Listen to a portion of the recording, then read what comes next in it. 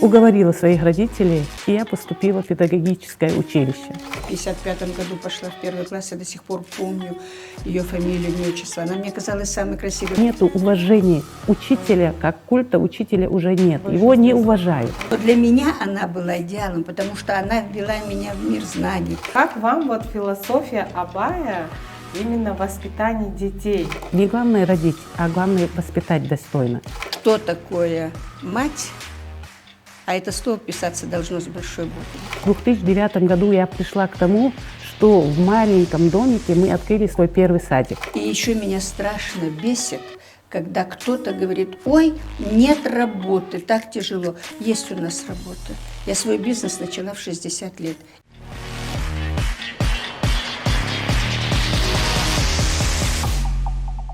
Добрый день, дорогие друзья, уважаемые наши зрители.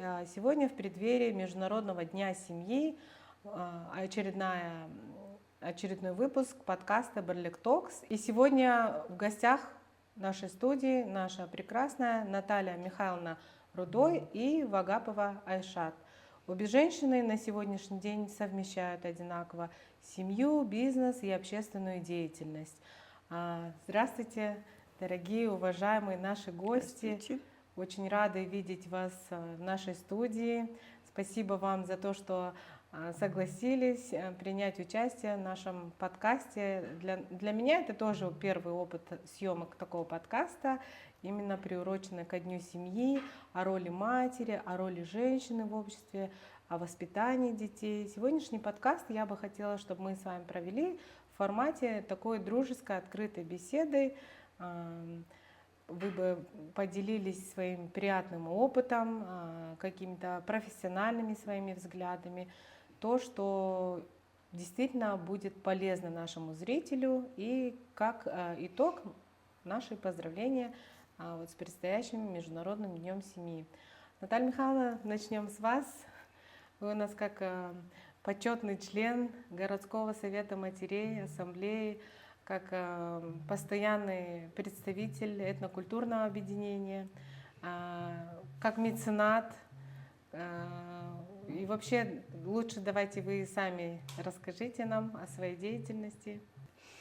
Я, наверное, не могу назвать весь свой быт, свою жизнь деятельностью.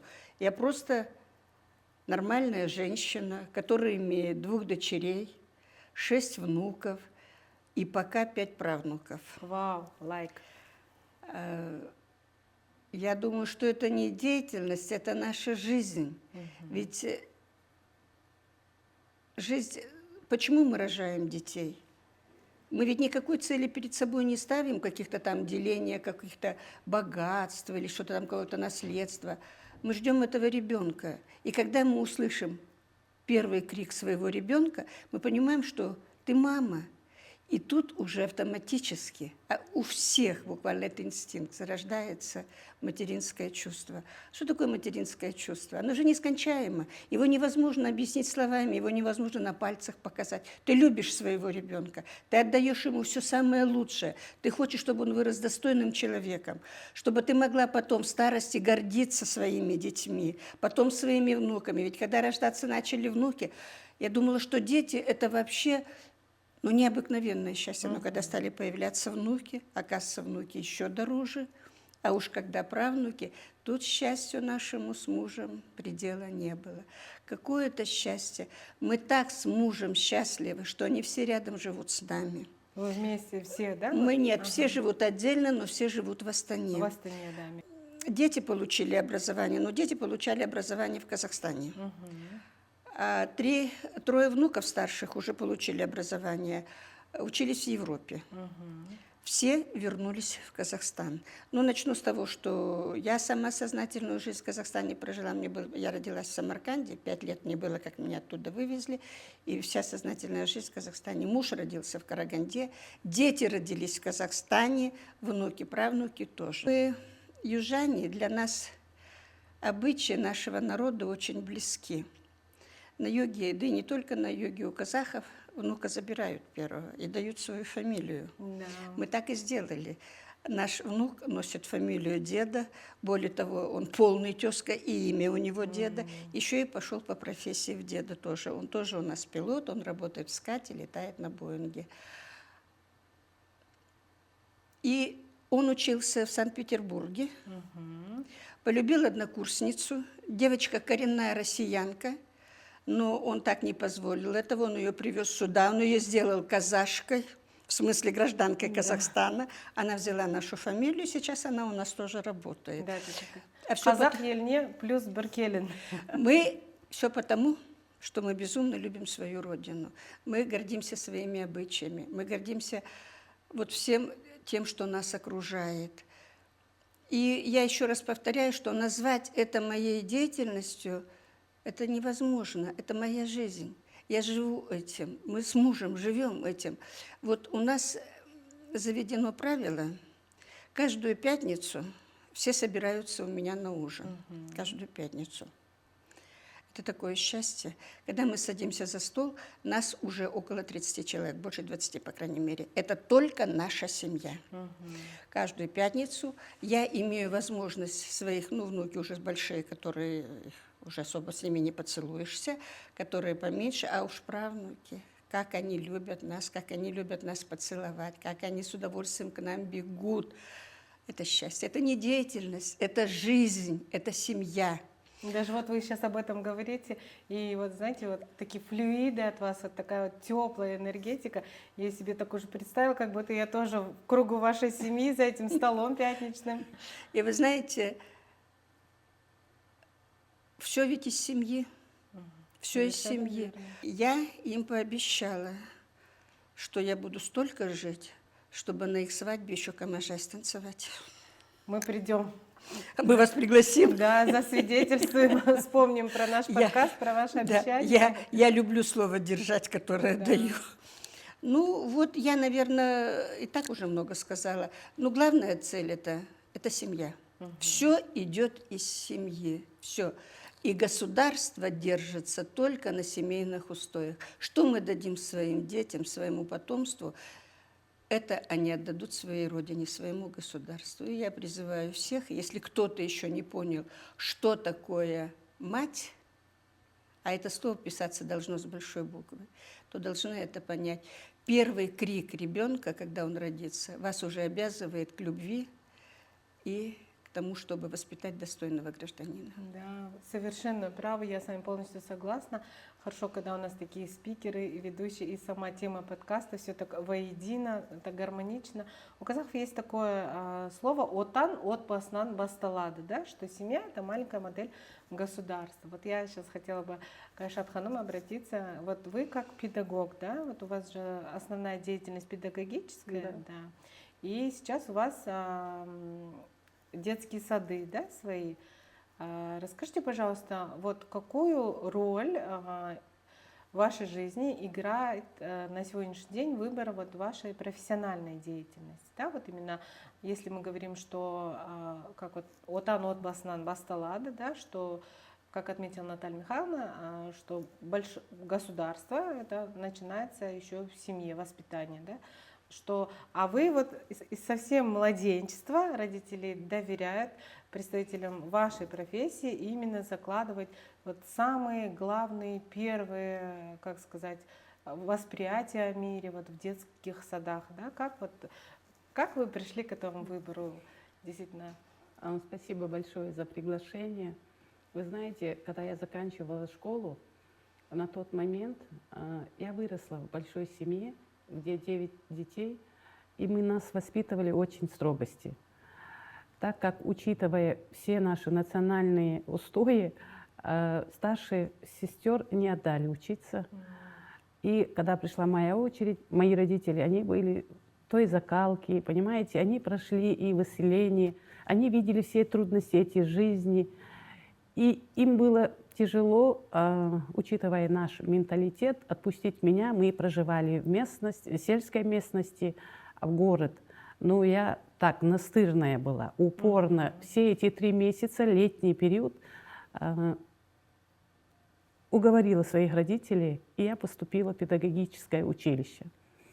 Я его закончила с отличием и проработала в какое-то время учительницей начальных классов. Так как после переезда в Казахстан, после военных действий в Чечне, нам пришлось оттуда уехать, так как были маленькие дети, 3 маленьких детей, и мы переехали в Казахстан. Когда нам тяжело, когда нам трудно, все народности, не только в войнах и чеченцы или ингуши, все находят здесь приют, пристанище. Также и мои родители в свое время, во время выселения, нашли здесь и поддержку, и опору. И мы, и наша семья вот также переехала. И вначале у меня была другая деятельность, но так как, видимо, зов сердца, я не знаю, вот каким-то образом, в 2009 году я пришла к тому, что в маленьком домике мы открыли свой первый садик. Понимаете, это да. где было? Это здесь, в Астане. В Астане, В Астане, да. Тогда был бум в Астане, нехватка государственных садов. И я в это время работала тоже сама с госсадами, занималась закупками. И так как это мне близко, я переоборудовала свой дом, и мы открыли первый свой садик. Работать с детьми я очень люблю. Видимо, это мое призвание, поэтому, наверное, я к этому пришла. Действительно, на самом деле, все, что сказала Наталья Михайловна, я согласна. Все идет от семьи, из семьи. Нас действительно родители наши воспитывали своим примером. А сегодня молодые наши мамы, они думают, что вся ответственность должна ложиться на садик, на школу. Такое, да. Да, они требуют от нас. Сегодня очень тяжело работать с молодыми мамами, но с детьми работать – это одно удовольствие. И мы стараемся своих садика на самом деле дать этим детям самые эти навыки. Все действительно закладывается в таком маленьком возрасте. И получается, они в большее время действительно проводят у нас в саду. И адаптировать их, брать, допустим, даже учим ложку, как правильно брать, направляем, но все равно все идет из семьи на самом деле. И сегодня это большая ответственность. Я знаю, что это большая ответственность ложится именно на меня как руководителя. И я в течение, вот вы не поверите, недели, пока эти дети на выходные не будут дома со своими родителями, я себя спокойно не чувствую, потому что это большая, огромная ответственность. И со своей стороны, действительно, мы стараемся сделать все, что возможно, вложить этих маленьких детей, все, что мы можем. Но в любом случае ответственность лежит на родителях. И все равно эти дети по образу и подобию, они смотрят на своих родителей, какие у них привычки, что они делают, как они это все делают, и все и берут от своих родителей.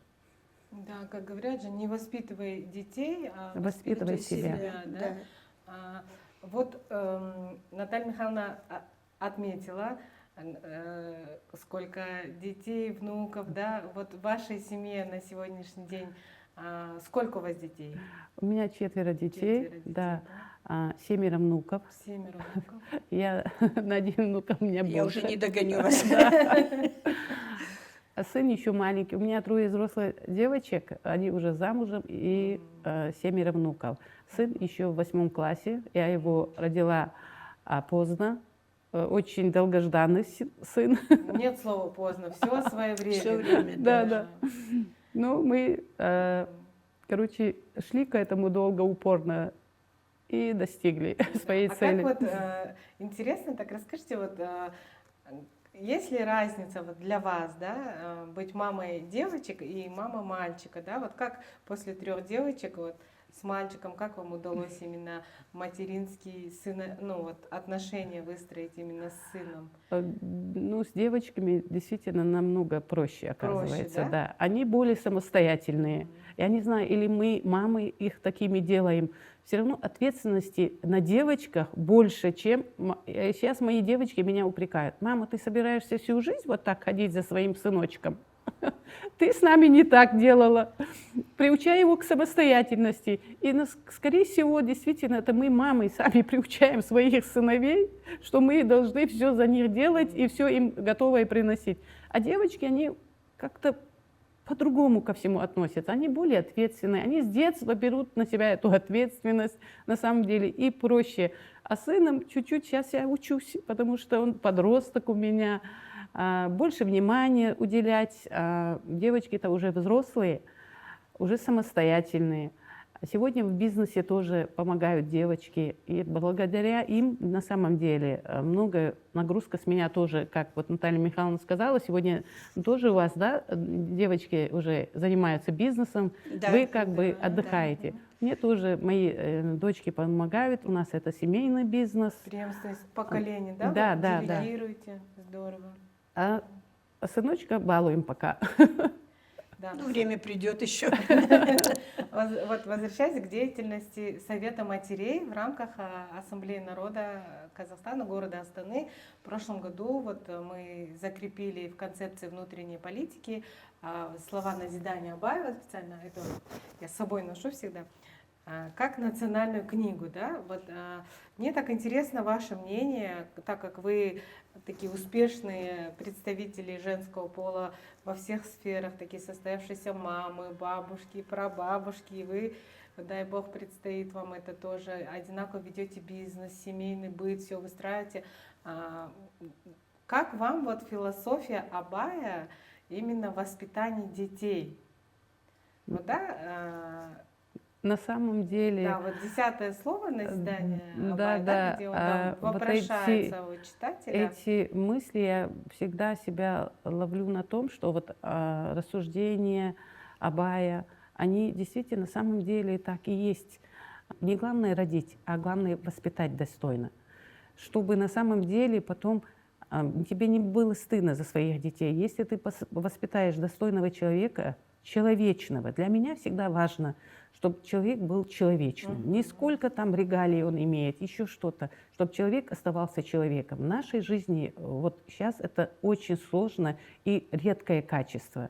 С высоты своего опыта жизненного, да, вот наблюдая сейчас вот в обществе, как уже переобразуется институт семьи и как роль института семьи воспринимается уже вот молодым поколением, да? Как вы думаете, какие вызовы есть сейчас у института семьи в обществе? Потому что даже вот по статистике очень много разводов, ну даже за последние 10 лет. Неужели, ну вот как мы уже обозначили же, да, что воспитание идет с семьи. Никто же не готовит своих детей там во взрослую жизнь, так что там мне не понравится разводись, да, но это вот какой-то мейнстрим стал вот последние, может, 3-5 лет, что там это я терпеть не буду, это то, а вот ну, не то, чтобы этого не было раньше, но как-то же вот получалось сглаживать углы, находить общий язык, да, вот приходить к консенсусу, ну, видеть общие ценности в семье. Вот. Еще раз говорю, возвращаясь, что они должны в семье получить все ценности. Вот я, Айшат, сейчас поддержу, что с современными детьми сейчас очень сложно, очень сложно. Возьму вот, я когда училась в школе, для меня первая учительница, это я ее обожествляла. Я когда приходила в первый класс, я до сих пор помню, я в 55-м году пошла в первый класс, я до сих пор помню ее фамилию, имя, отчество. Она мне казалась самой красивой. Потом, когда уже я стала работать, я ее нашла уже в Чимкенте, я ее поехала с ней встретилась, она оказалась не такой уж и красивой. Но для меня она была идеалом, потому что она ввела меня в мир знаний. И мы боготворили своих вот учителей. Маленькой Натальи, да, это вот такое? Мы боготворили их. Сейчас я смотрю, вот у меня внучка вот перешла в 11 класс. Да что там внучка, правнучки в садик идут, пока губы не накрасят, из дома не выйдут. Ну, может быть, это не так уже не плохо. У вас научились? Вот губы красить, нет, я их не учила, они просто подсматривали за мной. Ну, мне кажется, всему свое место. Ну, может быть, действительно, сейчас вот эта акселерация, что там все по-другому, может быть, у меня где-то устаревшие взгляды. Но я считаю, что эти устаревшие взгляды не такие уже и плохие. Все равно немножко детям нужно нужно их воспитывать. Строгость все равно. Нет, не грубость, строгость, Строгость, должна быть. Рамки должны быть, рамки. Потому что, вот почему у нас разводы? Потому что сталкиваются молодые пары с какими-то семейными трудностями и разбегаются. То их одно не устраивает, то их другое. И еще меня страшно бесит, когда кто-то говорит: ой, нет работы, так тяжело. Есть у нас работа. Я свой бизнес начала в 60 лет. Я в 58 лет вышла на пенсию, 2 года отработала на пенсии, и в 60 лет я открыла свой бизнес, потому что мы сюда, когда переехали, мне нужно было помочь детям и внукам с жильем и с учебой. А это вы откуда переехали? Ну, мы вначале же, вот мы с Кентау? Кентау в Алмату мы уже перевели, когда вот министерство он работал, потом передислокация столицы, мы попали сюда. Вот прям на заре, да? Вот? Мой муж приехал с первым эшелоном. Мы сюда наступили, в 98 году наша нога здесь наступила. Вот. И я понимала, что помочь, потому что, ну, как-то уже сложнее стало. Если вот, например, мы раньше заканчивала я учиться, мне была работа предоставлена со временем, но мне не нужна была квартира. Допустим, я с родителями жила. Мой муж, когда закончил учиться, по направлению к нам попал, поэтому я своего мужа сразу схватила, никому не отдала. Он был один летчик в городе. Счастливчик. 55 лет я его уже держу крепко около себя. Ему квартиру дали.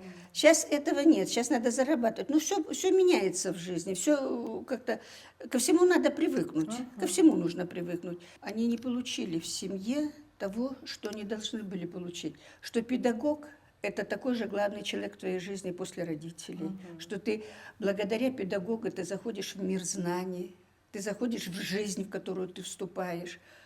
А у нас нет, молодежь не приучена уважать преподавателей своих, педагогов, воспитателей. Раньше, помните, да. Ну, к сожалению, Я не педагог, но я Да. вот как с этим сталкиваюсь, и я вот это вижу, что молодежь не приучена к этому. об этом мы с вами снимем еще один подкаст. На самом деле так и есть. Вот Если поэтому и разводы. раньше мы домой приходили, жаловались на учителей, мы еще дома получали. Потому Да, что, да, от да. родителей. И поэтому, потому что было уважение, культ учителя был. А сейчас этого нет. Эти границы стерлись. Сейчас, если даже повышаешь голос на ребенка, ребенок пришел домой и рассказал об этом маме, на второй день такой Да. хай-вай поднимает, мама приходит в школу. Почему на моего ребенка повысили голос? Понимаете, поэтому нет уважения учителя, как культа учителя уже нет. Его не уважают. И поэтому все эти беды, даже действительно должна быть какая-то строгость, какие-то рамки. Нас же тоже так воспитывали, нас тоже ругали, но я никогда на свою маму не обижалась. У меня строгая была мама, да, у нас 6 девочек в семье, 3 сына, мальчикам больше позволяли, чем девочкам. Ну, никогда. Сейчас это стали модно, границы какие-то, да, громко не скажи, нужно говорить день по 10 раз, мы тебя любим. Допустим, я этого не слышала, но я выросла в любви. И я благодарна своим родителям, я благодарна своей маме за то, что она воспитала, вложила в меня те качества, которые сейчас у меня есть, с которыми мне по жизни идти легко. И я с людьми, и всегда мне встречаются хорошие люди по жизни, потому что я позитивно мыслю, я о плохом не думаю, я всегда вижу только хорошее в человеке. Поэтому это очень важно. На самом деле мы помогаем своим детям, если где-то мы их в строгости воспитываем, если мы им делаем какое-то замечание, если мы им говорим, нужно уважением относиться к старшим, это все должно закладываться вот с такого маленького возраста. Да, везде нужен баланс. Вы знаете, у меня вот 2 случая в жизни было, которые мне запомнились на всю жизнь. Когда я пошла, я вам сказала, я в 55 году пошла в 1 класс, и я училась во 2-ю смену. И был осенний период, по-моему, рано темнело. Мы во 2-ю смену учились, старшеклассники в 1-ю. И вот раньше были парты, ну вы таких не знаете, парты. Вы уже молодежь, у нас парты были там с ящичками такими. Да, подниз. Задвижки? Да. И я пришла, Я значит, видела в кино. вот я училась за такой партой. И я пришла, у меня 1-я смена была, старшеклассники кто-то были. И, видимо, кто-то из учеников, я не помню, какая книга была, художественная книга, но я помню, что она была очень толстая. А у нас в доме всегда было много книг. У нас до сих пор сохранена библиотека Огромная библиотека у нас. Я вот даже знаю, сейчас никто не читает. Я думаю, уже с мужем говорим, давай кому-то подарим. Нас не будет. И у меня такие произведения, у меня вся классика современника, все 50 тому. У меня редчайшие издания Фитфангер, «Мифы народов мира», редчайшие подписанные издания. Сейчас же все в компьютере. И я эту книгу принесла домой. Такая была счастливая, что я нашла книгу. И я ее принесла домой, уже темнело. И пришла, и маме хвастаюсь. Я говорю, мам, я книгу нашла. Она говорит, ты ее не нашла, это ее забыли, а ты чужую вещь забрала. Вот видите? Она меня заставила отнести в школу. Я говорю, мам, я завтра отнесу. Нет, ты сейчас отнесешь эту книгу. Мама, уже темно, говорю, как я пойду? Вот как ты взяла, так ее отнесешь. Идеология, да? И какая-то? я ее понесла. Я знала, что она за мной следом идет там где-то. Но я отнесла эту книгу и положила на место. Уже был сторож, я отнесла ее на место, положила. И второй случай, я уже замужем была. Мой муж из большой семьи. Их 7 человек детей. У него 5 сестер и 2 брата. Его папа, он был простой железнодорожник, но у него был сумасшедший внутренний интеллект. Вот они очень жили материально сложно, но у них первое в плане было это воспитание детей, дать им образование. И когда одна из дочерей, закончив учиться, приехала, стала работать, и приходит с работы, а я как раз, мы к ним в гости приехали, я присутствовала. У отца была привычка, вот приезжаем ли мы, вот дети со школы приходят с работы, он сажает и говорит, ну рассказывайте, что у вас нового, как у вас дела. Он всегда интересовался жизнью своих детей. Вовлечен, да? Да. И когда вот эта одна из дочерей закончила учиться, пошла на работу, и приходит с работы, это мое присутствие там было, он говорит, ну, дочка, рассказывай, как у вас дела? Она второй день только вышла на работу. А она вся взъерошенная, вот, заведующая что-то. Он ее остановил спокойно, спокойно. Говорит, дочка, так себя вести не надо. Плохих людей нет, всегда начинай с себя. Вот эти 2 примера, которые я запомнила на всю жизнь. Всегда, говорит, начинай с себя, плохих людей нет. Как интересно, видите, вот ваше отношение к жизни, что вы в каждой ситуации, ну, как сторонний наблюдатель или как участник берете для себя вот только то, что может быть полезно вам в дальнейшей жизни. А мне, по-моему, даже, ну, были плохие люди, но я как-то про них забыла. Да. В основном у меня хорошие люди всегда в жизни встречались. Здорово. На самом деле так и есть. Да, подытоживая, давайте совет по одному совету молодым матерям. Наталья Михайловна. Любите своих детей, и чтобы из них выросли достойные граждане нашей прекрасной Родины. Наша Родина заслуживает только прекрасное потомство. Айшат ханым? Разговаривайте со своими детьми, любите их, чтобы они выросли достойными людьми, и показывайте своим примером, как им нужно действовать в этой жизни. Я от себя добавлю еще, любите детей, безусловно. И давайте поздравления к Международному дню семьи от таких семейных, прекрасных представителей, как от членов Совета матерей. Я, дорогие сограждане, дорогие казахстанцы, я поздравляю вас всех с этим замечательным праздником. Семья – это основа всей нашей жизни. Будьте все счастливы, будьте все достойными гражданами. И никогда не забывайте, что семья – это в жизни самое главное. Спасибо. Я тоже хочу поздравить и присоединиться к словам Натальи Михайловны. Всех благ, всего самого хорошего. Пусть все наши семьи крепчают, чтобы они воспитывали достойных детей своим же примером, своим же опытом, да, чтобы были у нас самые счастливые дети. Спасибо вам, наши уважаемые спикеры, гости. Спасибо за уделенное время. И вас тоже всех с наступающим днем, Международным днем семьи. Счастья большого, любви, взаимопонимания и, конечно, успехов во благо нашей страны. Спасибо вам большое. Спасибо вам за приглашение. Спасибо. Я надеюсь, мы с вами такие темы задали, которые найдут свое продолжение в наших следующих подкастах. Подписывайтесь, ставьте лайк, оставляйте комментарии.